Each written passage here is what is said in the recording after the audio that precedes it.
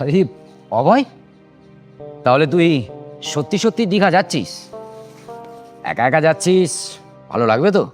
শোন, ভালো লাগুক আর না লাগুক, যাবো যখন বলেছি তখন আমি যাবই।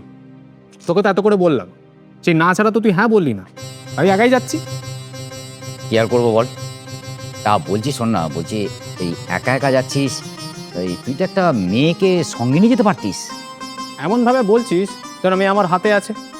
তা তোর হাতে কিছু আছে নাকি? না রে, তুই তো জানিস যে ওই মেয়েতে আমার অ্যালার্জি আছে। তবে দীঘাতে কাউকে না কাউকে পেয়ে যাবে, খুব সাবধান যেন আবার ফেঁসে যাস না। কাকে কি বলছিস? হ্যাঁ, তুই জানিস এই অভয়কে ফাঁসানো না এত সহজ না। শোন, তুই অত চিন্তা করিস না।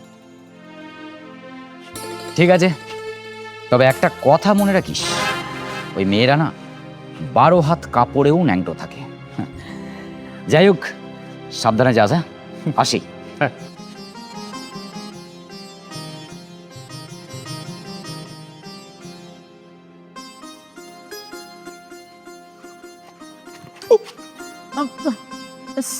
সরি সরি, আসলে আমি একটা অন্য চিন্তা চিন্তা করতে করতে হাঁটছিলাম, তাই খেয়াল করিনি। ইটস ওকে, ওকে ওকে, এত কিন্তু কিন্তু করার কিছু নেই। রাস্তাঘাটের ব্যাপার, হতেই পারে। আপনি সত্যিই খুব ভালো মনের মানুষ, না হলে অন্য কেউ হলে তো এতক্ষণে আমাকে কত কথা শোনাতো। যেহেতু দোষটা আমার, যাই হোক। আমার নাম পূজা, আপনার? আমি অভয়, দীঘা বেড়াতে যাব। তাই বাস ধরবো বলে বাস স্ট্যান্ডে যাচ্ছি। আমিও তো দীঘা বেড়াতে যাচ্ছিলাম, কিন্তু বাস স্ট্যান্ডে যাওয়ার পরই আমার বান্ধবী বলল ওর শরীরটা খারাপ করছে, ও যেতে পারবে না, তাই ফিরে যাচ্ছি আর কি। আপনার সাথে কে যাচ্ছে? একা মানুষ, সঙ্গী কোথা পাবো বলুন? অনেকদিন ধরেই ভাবছিলাম দীঘা যাব, কাউকে পাচ্ছিলাম না ভেবে, তাই আজ একাই বেরিয়ে পড়লাম। দীঘা বেড়াতে যাবেন, তাও একা? আপনার একদম ভালোই লাগবে না, কারণ ওসব জায়গায় একা যাওয়া মানে একদম বোকা। কথাটা আপনি মন্দ বলেননি। এই কথাটা আমাকে আমার বন্ধু অয়ন বারবার বলেছে, কিন্তু কি করব বলুন, সঙ্গী তো আর পেলাম না। কিছু যদি মনে না করেন আর আপনার যদি কোনো আপত্তি না থাকে, তাহলে আমি আপনার সাথে যেতে পারি। আই মিন, যদি আমার বন্ধু ভাবেন। আসলে আমার কথাটা বলার কারণ হলো, আমারও বেশ কিছুদিন ধরে দীঘা যাওয়ার জন্য মন কেমন করছে। আপনি? না, মানে এত মানে মানে করার কি আছে? আপনি একা যাচ্ছেন তাই বলছি, আর তাছাড়া আমিও তো যাবো বলেই বেরিয়েছিলাম, সঙ্গী নেই তাই ফিরে যাচ্ছি। আর ভগবান যখন আমাদের দেখা করিয়েই দিল, মানে ধাক্কা লাগলো, তখন এই এক ধাক্কায় দীঘা যেতে ক্ষতি কি? না না না, বলছি না, আপত্তি না। তাছাড়া আপনার যদি আপত্তি না থাকে তাহলে আমার কি আপত্তি থাকতে পারে? হ্যাঁ, তাহলে চলুন যাওয়া যাক। চল। দীঘা।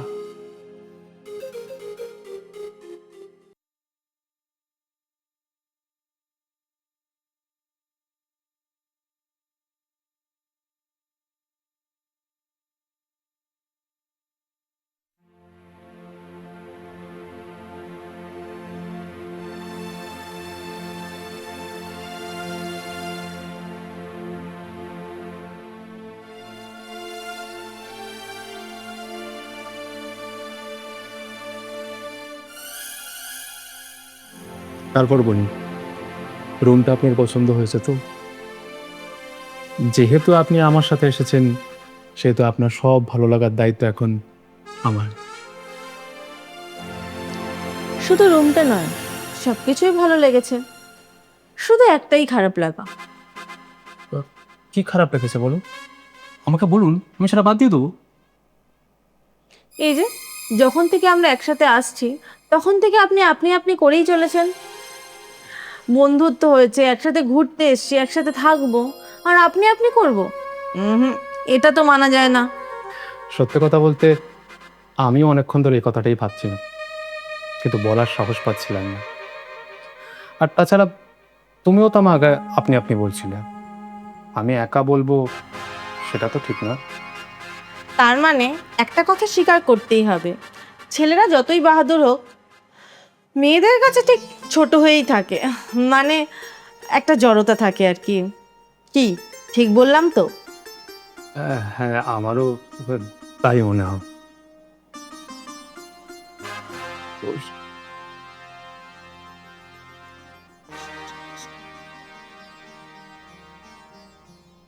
কি চলবে নাকি? বেড়াতে এসে সিগারেট খাবো না, ড্রিঙ্কস করবো না, সমুদ্রে স্নান করবো না, তা করবোটা কি? মানে এক কথায় এনজয় করবো না নাকি? তবে বিষয়টা হচ্ছে আমি এখন ফ্রেশ হয়ে ড্রেসটা চেঞ্জ করে আসছি। ততক্ষণে তুমি এই সিগারেটটা শেষ করো, করে ড্রেসটা চেঞ্জ করে নাও, তারপরে আমরা ড্রিঙ্কসে বসবো।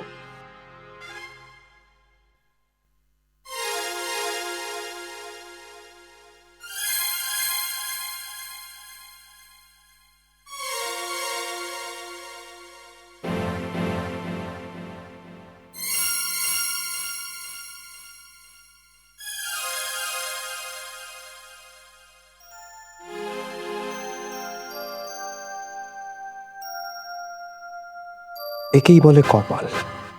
বেরিয়েছিলাম একা পথে, পেলাম সঙ্গীত দেখা। এমন সঙ্গে পেয়েছি যা কল্পনাও করতে পারিনি। সত্যি ভগবান, তোমাকে অসংখ্য ধন্যবাদ আমার দীঘাতে বেড়াতে আসাটা সফল করার জন্য।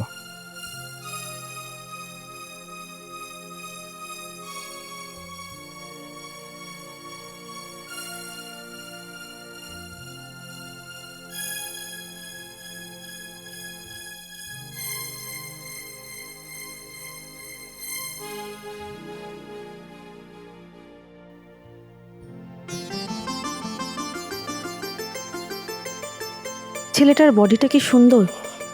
এমন একজনের সাথে দীঘা বেড়াতে আসবো কখনো কল্পনাও করতে পারিনি। ভগবানকে অসংখ্য ধন্যবাদ এমন একজনের সঙ্গে বন্ধুত্ব করে দেওয়ার জন্য। মনে তো হচ্ছে বন্ধু নয়, যদি লাইফ পার্টনার করতে পারতাম জীবনটাই ধন্য হয়ে যেত।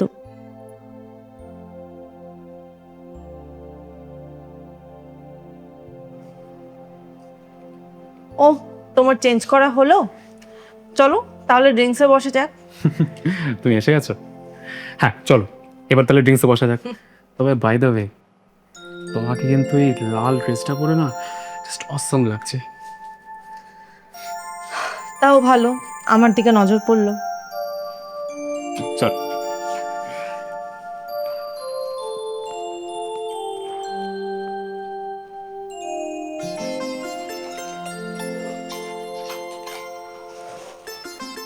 তা তোমার বাড়িতে কে কে আছে? আমি আর আমার মা। ঠিক আছে তো? হুম। আচ্ছা এই তো নাও।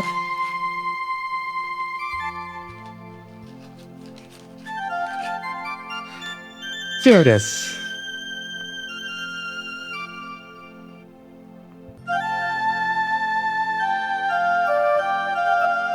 তাহলে তুমি বিয়ে করোনি কেন? বিয়ে করার মতো মেয়ে এখনো পাইনি যে। তোমার মতো হ্যান্ডসাম ছেলে আর মেয়ে পাওনি? তা কেমন মেয়ে তোমার পছন্দ দেখি, আমার সন্ধানে আছে কিনা। যদি বলি তোমার মতো মেয়ে আমার পছন্দ। তাই বুঝি? তা বেশ তো, তাহলে আমাকেই বিয়ে করে ফেলো। তুমি যদি রাজি থাকো তাহলে আমি রাজি।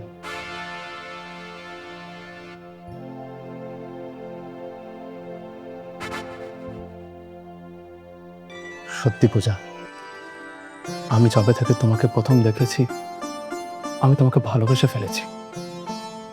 I love you Puja, I love you. মিথ্যে বলবো না ভাই, আমিও তোমাকে প্রথম দেখাতেই ভালোবেসে ফেলেছি। তাহলে চলো দীঘা থেকে ফিরে গিয়ে আমি তোমাকে বিয়ে করে ফেলবো। আর এখন এখন শুধু এনজয় আর এনজয়।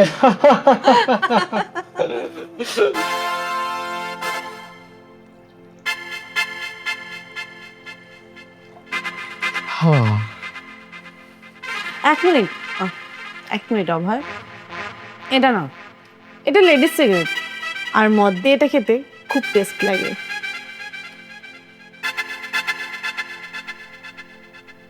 না না, আমি এই সিগারেট খাই না। তুমি বরং তোমার এই সিগারেট খাও আর আমি বরং আমার এই সিগারেট খাই। তার মানে তুমি আমার তো সিগারেট খাবে না, তাই তো অভয়। প্লিজ পূজা, এরকম কথা বলো না। শুধু তোমার দেওয়া এই সিগারেট কেন,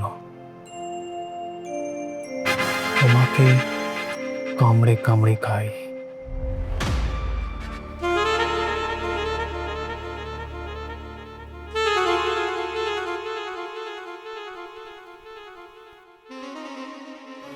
আমি যখন তোমার হয়ে গেছি তখন আর তোমাকে আর খেতে কে বারণ করেছে? যত খুশি খেও, কামড়ে কামড়ে খেও, কিন্তু তার আগে আগে দুজন দুটো সিগারেট খেয়ে নি।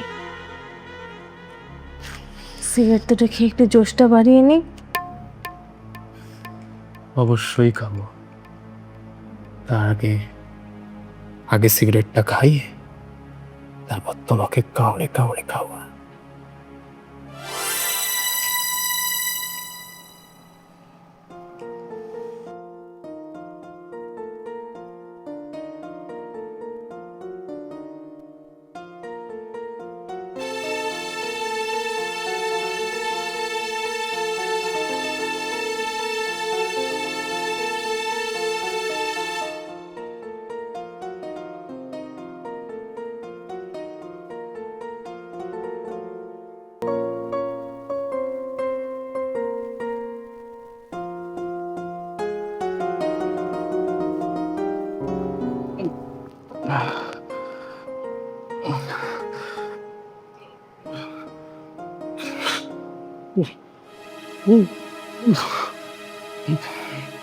Ja.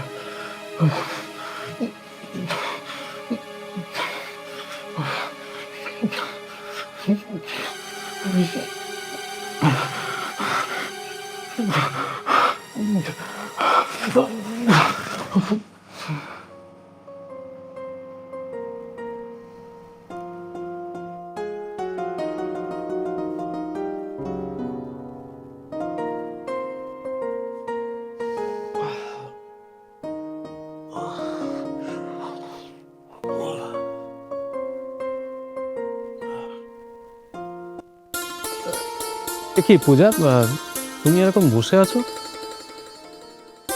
তাছাড়া দুপুরে মদটা খাওয়ার পরে, তোমার এই সিগারেটটা খাওয়ার পরে আবার আমার মাথাটা যেন কিরকম ঘুরে গেল। এই এই সরি বলছি, দুপুরে কোনো লাঞ্চ তো করা হয়নি। চলো চলো চলো, আমার রেস্টুরেন্টে যাই, চলো। আমার কাছে সময় নেই অভয়। তুমি একটা কাজ করো, আমার অ্যাকাউন্টে বেশি না 50,000 টাকা পাঠিয়ে দাও, আমি এক্ষুনি চলে যাব। দুপুরে খাওয়া দাওয়া হয়নি বলে বিকেলবেলায় আর কি মারছো?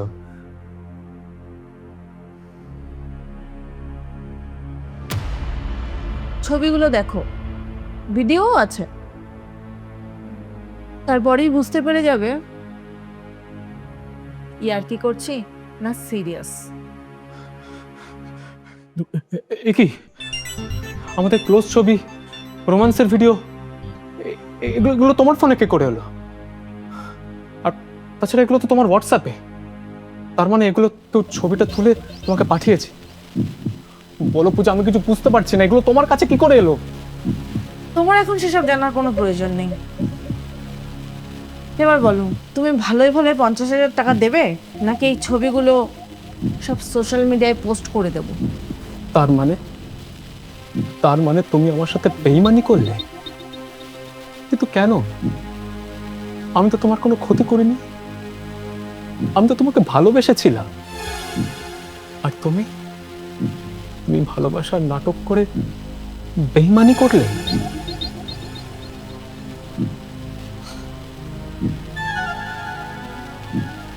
এমনও তো হতে পারে এর আগে তুমি কারোর সাথে বেইমানি করেছো, তারই প্রতিদান স্বরূপ আজ তোমার সাথে বেইমানি হলো।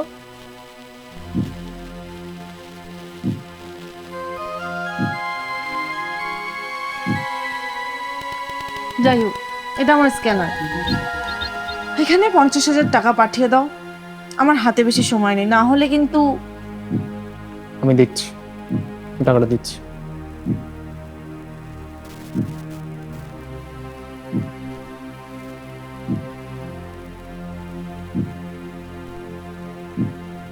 চেক করে নাও, টাকাটা চলে গেছে। তবে একটা কথা মনে রাখো, তুমি কিন্তু একটা মেয়ে হয়ে কাজটা ঠিক করলে না। Thank you. শুনুন, এই দুনিয়ায় কেই বা কার সাথে ভালো করে অভয়বাবু। ভালো থাকবেন, চললাম।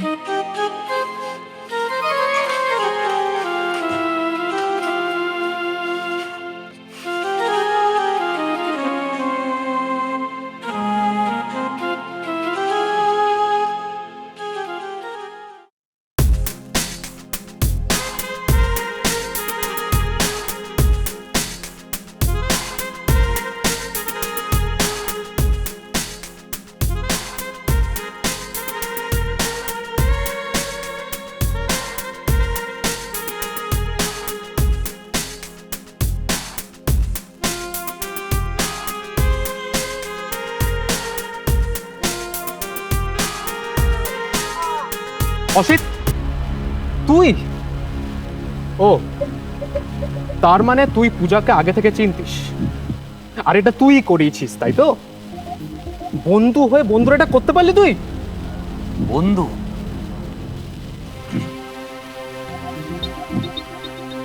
অভয়, এই বন্ধু কথাটা তোর মুখে অন্তত মানায় না। আচ্ছা, সায়নও তো আমাদের বন্ধু ছিল। ও বেশ কিছু টাকা ঋণে পড়ে গেছে, তোর কাছে যে অনেক কাকুতি মিনতি করেছে, কিন্তু তুই তার পাশে থাকিসনি। তোর সামর্থ্য ছিল সায়নকে টাকাটা দেবার, কিন্তু মানসিকতা নেই। আমার মানসিকতা আছে, কিন্তু সামর্থ্য নেই।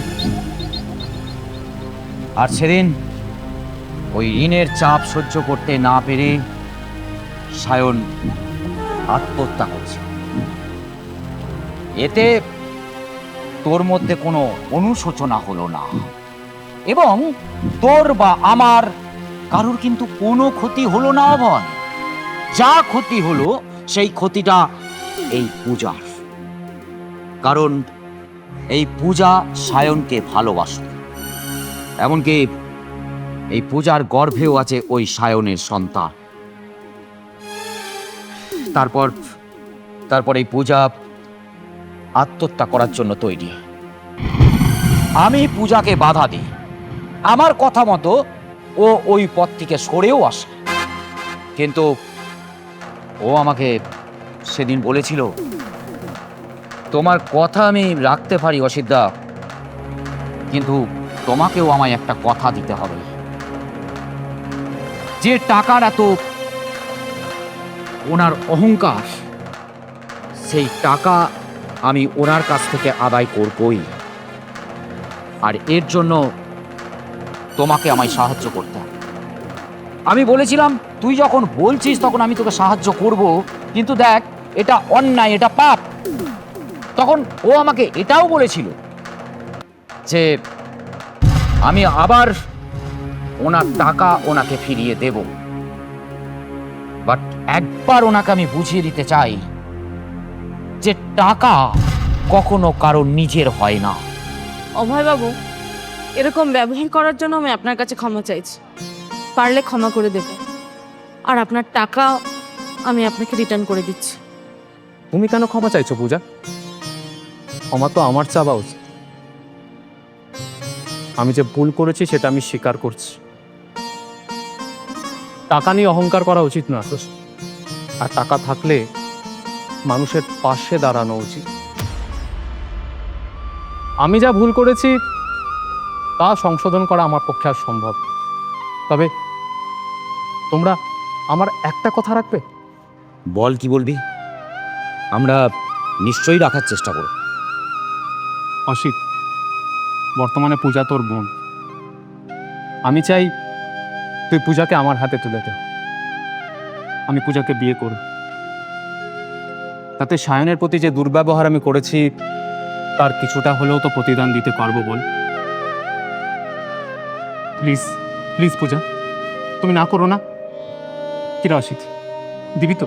তুই দিবি তো তোর বোনকে আমার হাতে তুলে? বল। পূজা, বোন আমার, আর রাগ করে থাকিস না। আমি তোকে বলছি, তুই এই অভয়কে বিয়ে করলে তুই নিশ্চয়ই সুখী হবি। আর সায়নও স্বর্গ থেকে দেখি খুব আনন্দ পাবে। হ্যাঁ রে, আমি বলছি তুই রাজি হয়ে যা।